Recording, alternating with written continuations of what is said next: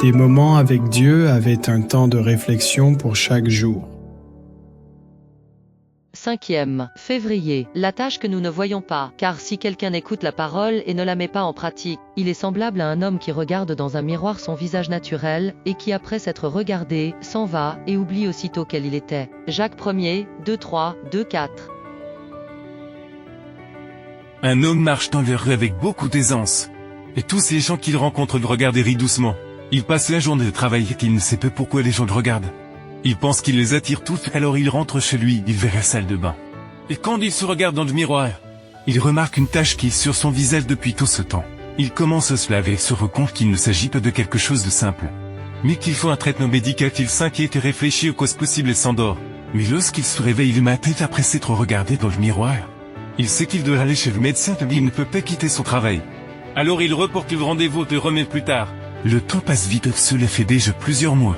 Si bien qu'elle s'est habituée à avoir cette tâche. Et ne ressent plus le besoin d'une intervention médicale. Il ne sert à rien d'avoir besoin d'un remède si l'on ne prend pas le médicament. Et la connaissance ne sert à rien si elle n'est pas appliquée à la vie. C'est la parole du Dieu vivant. La loi est le grand miroir moral de Dieu. L'homme doit comparer ses paroles, son esprit, ses actions avec la parole de Dieu. La vraie religion, c'est vivre la parole dans sa vie pratique. Votre profession de foi n'a aucune valeur si vous ne mettez pas en pratique la parole.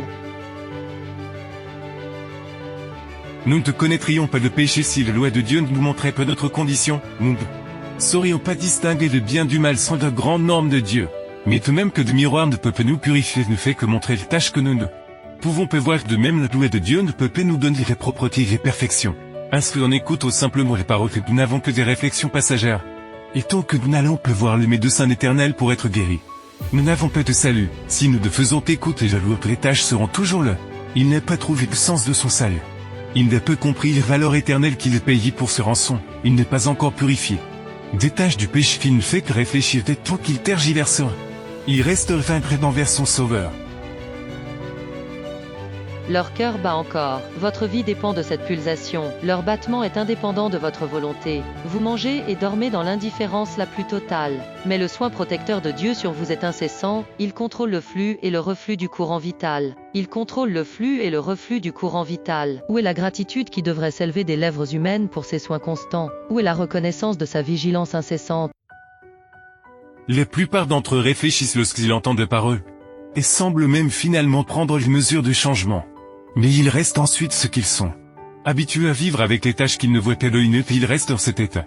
C'est pourquoi il y a des religieux qui se querellent, qui maltraitent leur famille, qui commettent des actes de turpitude morale. Ils ont seulement entendu les paroles de Dieu, mais n'ont pas fait le pas de mettre en pratique. Ces chrétiens seront condamnés lors du jugement de Dieu. Faisons donc le pas de celui qui agit en nous. Allons vers Jésus et que nos tâches soient lavées. Amen. Merci pour écouter cet audio. Nous vous invitons à partager avec votre. Contactez et visitez le site web. biblewell.com